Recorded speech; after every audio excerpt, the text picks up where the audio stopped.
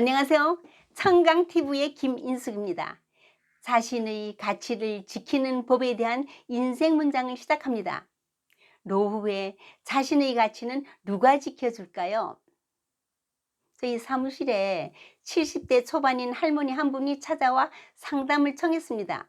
지금 30평형대 재개발 지역 아파트에 혼자 살고 있는데 그것을 팔아 작은 아파트로 옮기고 나머지 돈은 마음대로 쓰다가 죽고 싶은데 아들 며느리가 아파트를 팔지 못하게 하니 어떻게 할까요? 입니다. 저는 자식에게 말년엔 너에게 부담 안 주고 내가 하고 싶은 대로 하며 살고 싶다. 엄마의 마지막 소원이다 라고 간절히 다시 말해보고 그래도 안 통한다면 할머니가 알아서 결정하라고 했습니다. 대놓고 말씀은 못 드렸지만 내 재산 내 마음대로 할 것이지 자녀들과 의논할 문제가 아니라고 생각됩니다. 어떤 문제든 표면상 의논을 한다고는 하지만 누구나 그 문제의 해답은 벌써 본인이 갖고 있지 않아요? 말을 꺼내서 본인의 의견과 상반되면 기분만 나쁘고 그때부터 문제는 더욱 복잡해지는 것이 인간사 아닐까요? 노년의 대우는 극과 극입니다. 누구는 죽을 때까지 존경을 받는 반면 푸대접과 멸시를 받는 사람도 있습니다. 그것은 노년에 자신의 가치를 가진 사람과 그렇지 못한 사람의 차이일 것입니다. 프랑스 작가 오노레 드 발자크의 명작 고리오 영감의 이야기입니다. 본래 고리오 영감은 계산이 빠르고 시류를 잘 이용할 줄 아는 제면업자로 큰 성공을 거두었으나 자신이 번 돈으로 딸들의 허영심을 부추깁니다. 두 딸들을 귀족들에게 시집 보낼 때 전 재산을 절반씩 나누어 주고 자신은 은퇴합니다. 누추한 하숙집에서 재산 없이 연금으로 먹고 사는 아버지를 딸들은 부끄럽게 여겼죠. 그는 딸들을 자신의 목숨보다 더 사랑하지만 딸들은 돈이 필요할 때만 아버지를 찾아옵니다.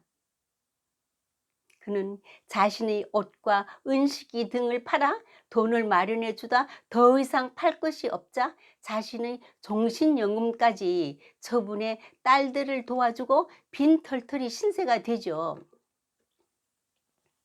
결국 그는 큰 병에 걸려 두 딸들을 애타게 찾지만 파렴치한 딸들은 아버지를 끝내 찾아오지 않습니다. 고리어 영감은 자신의 어리석은 선택을 후회하며 말년에 죽어가며 말합니다. 항상 자기의 값어치는 자신이 챙겨야 하는 법이네라고요. 이런 면에서 상반된 조선 태종의 이야기가 있죠. 태종 이방원은 52세 때 세종에게 왕위와 모든 것을 물려주었으나 군사에 관한 문제는 자기가 챙긴다고 공언했습니다. 어느 날 이방원이 왕이 되는데 크게 공헌한 병조 참판 강상인이 군사에 관한 일을 태종을 제쳐놓고 직접 세종에게 보고합니다. 그러나 아버지 성질을 아는 세종은 즉시 이 사실을 아버지께 보고하죠. 태종은 대노하여 강상인을 하옥시키고 능지처참하게 다스렸습니다. 그 후 골치 아픈 정사를 멀리하고 노후를 즐기다 죽습니다. 위의 고리오 영감과는 대조적이죠. 현명한 태종처럼 한 가지는 내가 꼭 쥐고 있어야 합니다. 어떤 분은 기초 노령연금을 받기 위하여 자기의 전 재산을 자녀의 명의로 다 옮기고 재산이 없는 상태로 하여 소액의 연금을 받고 있으나 지금은 땅을 치고 후회한다고 합니다. 평생 알뜰하게 모아 이룩한 전 재산은 자녀들에게 모두 날아갔죠. 소탐대실이죠. 노년엔 어느 정도 돈을 갖고 있어야 자식이 부모를 무시하지 못하며 나아가 손자, 손녀들에게도 당당하다는 것은 뻔한 사실이잖아요.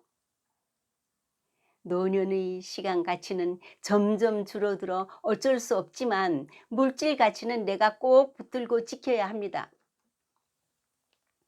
지난 2월 13일 TV조선 스타 다큐 마이웨이에서 1983년 멕시코 청소년 월드컵 4강 신화를 이끈 전설의 박종환 감독의 쓸쓸한 노후, 사기 피해 얹혀 산다를 시청했는데 현재 83세인 그분은 지인들에게 여러 번 사기를 당하고 금융 문제에 휘말려 극단적인 생각까지 할 정도로 심각한 좌절에 빠졌습니다. 있는 돈 다 날려버리고 정말 비참하게 살고 있었습니다. 노령연금 30만 원과 아들이 주는 용돈 30만 원이 전부. 살고 있는 것도 보호자를 자처하는 어떤 여성의 집에 얹혀 살고 있었으며 기억력 감퇴와 우울증에 시달리고 있습니다. 그분은 말하길 사는 게 엉망이며 자기 자신의 가치를 지키지 못한 어리석음을 후회한다고 해서 참 안타까움을 자아냈습니다. 제가 좋아하는 말입니다. 부모된 사람들이 가장 큰 어리석음은 자식을 자랑거리로 만들고자 합니다.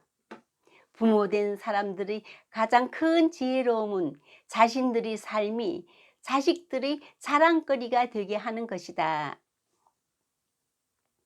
사우디아라비아 왕자가 독일로 유학을 떠났습니다.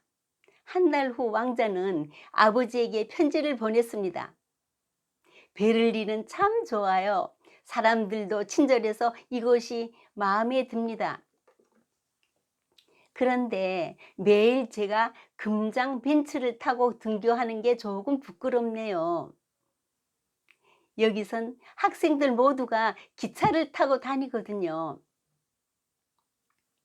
얼마 뒤 왕자는 아버지로부터 답장을 받았는데 1억 달러 수표가 동봉되어 있었습니다.